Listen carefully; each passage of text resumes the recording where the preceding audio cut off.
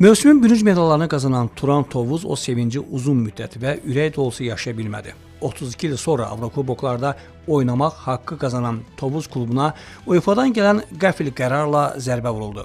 Komanda hələ 1-ci divizionda oynayanda 2018-2019-cu illər mövsümündə 7 futbolçusu oyun alqı-satqısında təqsirkar bilinərək ömürlük futboldan uzaqlaşdırılıb. Klubun özünə isə 10 il Avrokuboklarda iştirak qadağası qoyulub. Amma Azərbaycan futbolunda 2-3 nəfərdən başqa bundan kimsənin xəbəri olmayıb. Kimdir həmin 2-3 nəfər?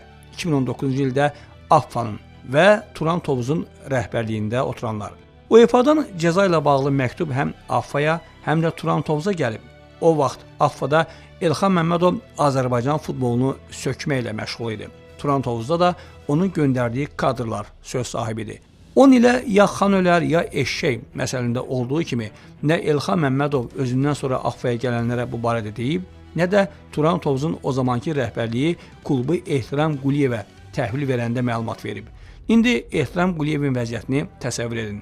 Adam heç bir fayda görmədiyi futbola malını, pulunu xərcləyib, transferlər edib, Qurban Berdiyevi gətirib, 32 il sonra doğma rayonuna Avrokubok həyəcanını yaşatmaq istəyib birdən-birə UEFA-dan belə bir qərar.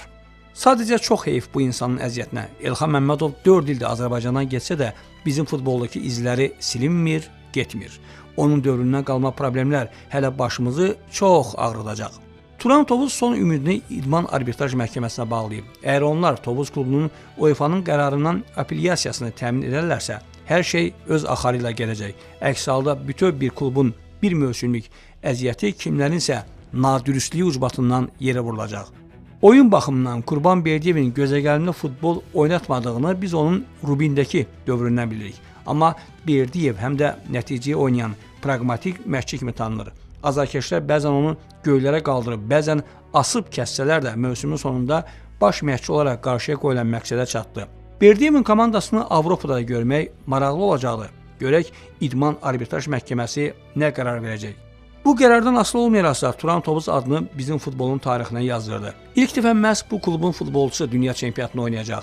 Yayımlarda təqdim ediləndə Azərbaycan çempionatından gəldiyi qeyd olunacaq. Bu Panama millisinin müdafiəçisi Roderick Millerdir.